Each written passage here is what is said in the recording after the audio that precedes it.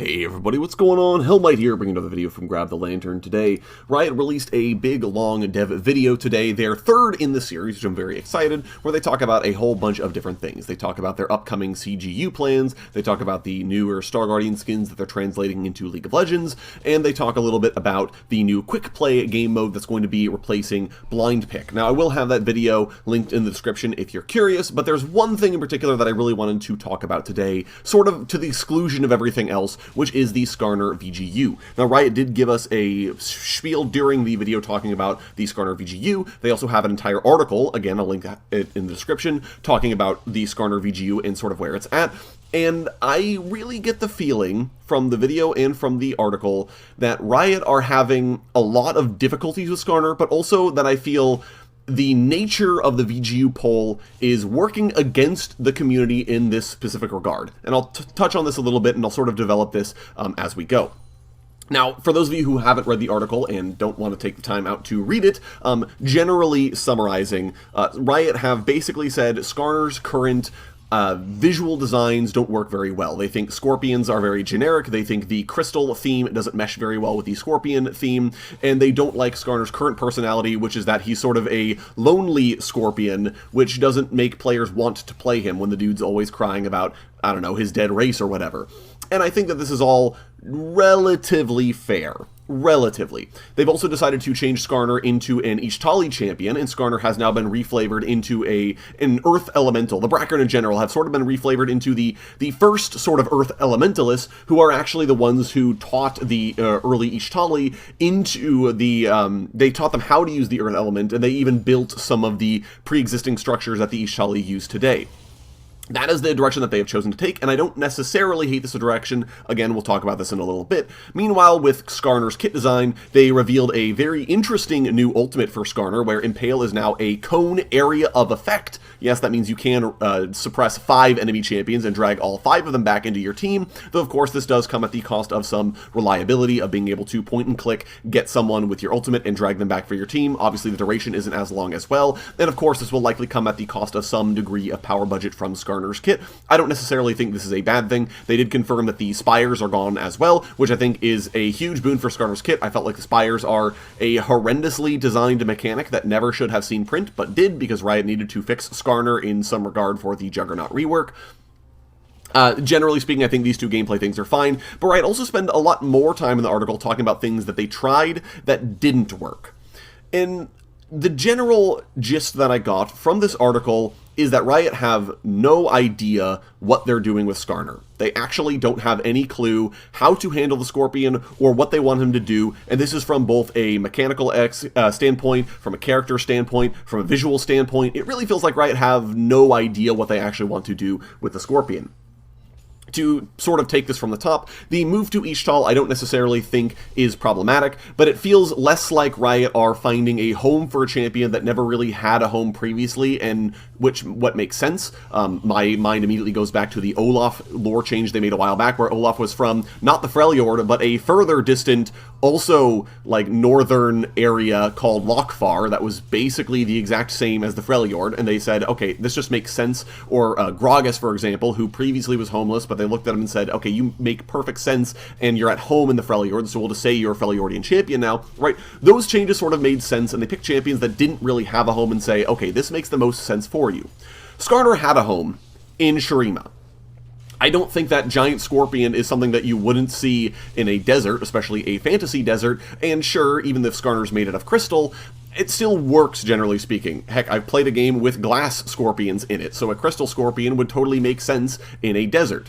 And so the move, then, doesn't make a whole lot of sense from that standpoint. It's not that Riot are finding a home for a homeless champion, they are changing a champion's home to somewhere else because they didn't want to deal with the complications that Skarner's presence gives. And by this, they specifically call out that Skarner has a lot of implications in the ongoing Hex Crystal, Piltover, and Zon storyline. I've talked about this in depth quite a long time ago. To rehash very briefly, Skarner's people, the Brackern, are the source of Hex Crystals, the original Hex Crystals. Camille's family basically found the sleeping Brackern, they started cracking them open to take out their Hex Crystals, and then Skarner woke up, killed all the miners, and sort of disrupted the whole mining operation, and now Piltover and Zon uses synthetic Hex Crystals that are created in Zon, and it's It's, in fact, one of the major reasons why the Zon Gray exists. It's a byproduct of the chemical process that is used to create new hex crystals. And this is a big deal. Skarner, the fact that hex crystals are the components of a living being, a sentient being, is huge news for the people of Piltover and Zon. Seraphine is a little bit on the trail of, hey, maybe hex crystals, there's more to them than we initially think. Camille naturally knows the secret, but would do anything and everything to keep the secret from getting out. And of course, Jason Victor, who helped contribute to the invention of Hextech as we currently know it, would probably be shocked and appalled by the fact that their research was conducted on what are essentially organs taken from living sentient beings. I believe if they were to meet Skarner, that they would have a very big crisis of faith in their own technology and their own work.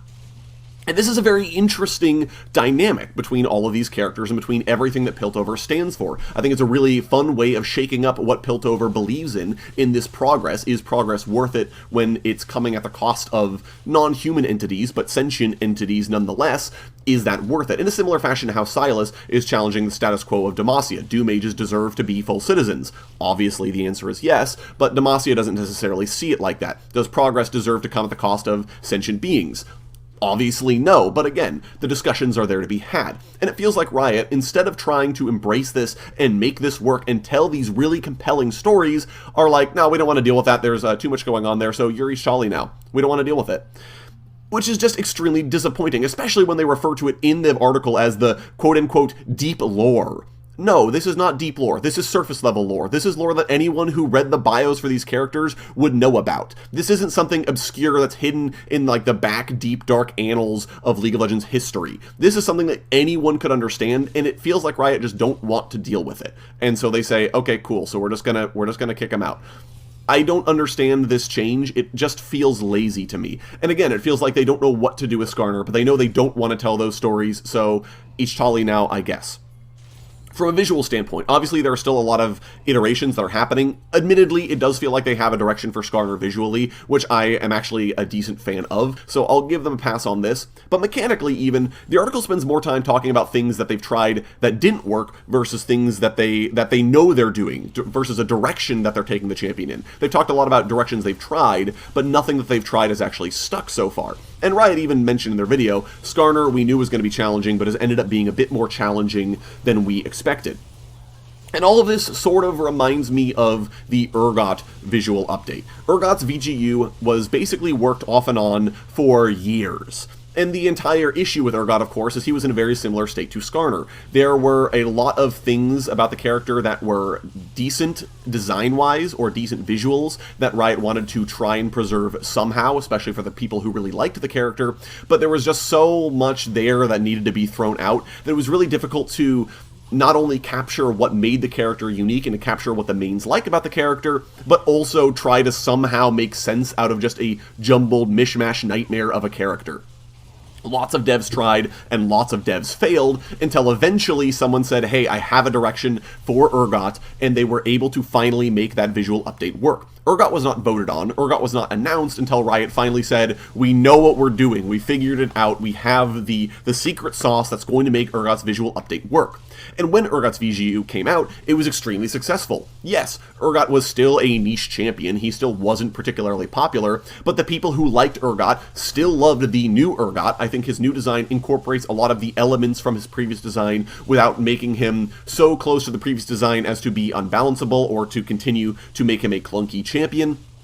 There were a ton of things about the design that ended up just working quite nicely because Riot looked at a challenging champion, and rather than say, we have to figure this out, they gave themselves time and energy and space to say, what are we doing with this champion? We don't have to fix it right now. We can take time, and when we land on a good iteration, we can finally launch that. Skarner, however, doesn't have the ability to take this process, and it's specifically because Riot had us vote for him. The community said the next VGU we want to see after Udyr is Skarner. And that means that Riot can't release any more VGUs until the Skarner VGU comes out.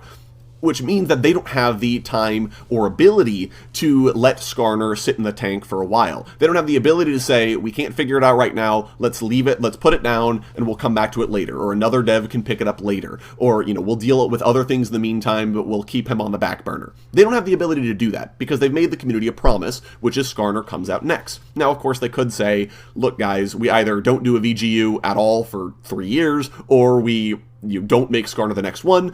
This would then have the disadvantage of being a betrayal of the community's trust. Not that I think Riot would be opposed to doing it if it was necessary, but to me it feels like, with everything that I've seen about Skarner's kit and Skarner's lore and Skarner's design so far, that Riot are trying to, and I don't want to put it like this, but they're basically trying to half-ass it. They don't really know what they're doing with this character. They're just trying to push it out the door. They're finding anything that works and saying, okay, cool, we like that, it's good enough. Instead of the Urgot visual update, which was, this is perfect for Urgot, Riot are saying instead, for Skarner, good enough. And I just don't think that that is the approach that I want to see Riot taking for champions in League of Legends, especially for visual updates. I already think VGUs are fraught with difficulties. I've talked about this previously as well, but visual updates are not automatic sells, even if they are extremely successful. This Scion VGU, which was heralded as one of the best that the game has ever seen, still saw people stop playing the game because the Scion that they played was no longer in the game. So no matter how popular your VGU is, you are always going to see some degree of churn, and I think that means that the standard for a VGU needs to be extremely high. There can't be this sense of, we're just going to decide that this is what we want to do because we don't necessarily care. I just feel like it's a mistake from Riot's perspective, and I would really love to see them change it and try to give Skarner the time he needs. Now, if this means that Skarner is put on the back burner and Riot wait to make him good, that's fine. I am totally down for this. If it means that they really do like this direction, though, I have some questions for Riot that I'm not necessarily a big fan of, in which I really think that they need to reevaluate what it is that they're actually doing with this champion. But these are my thoughts on this. You guys should let me know what you think of it down in the comment section below. If you actually like the direction that they're taking Skarner, let me know down in the comments. I'd love to hear your thoughts. If you enjoyed the video today, go ahead and leave it a like, and if you really enjoyed the video, consider subscribing. I upload a video every Monday, Friday, and on patch days as well. Once again, thank you guys so very much for watching. I do appreciate it, and I'll talk to you all later.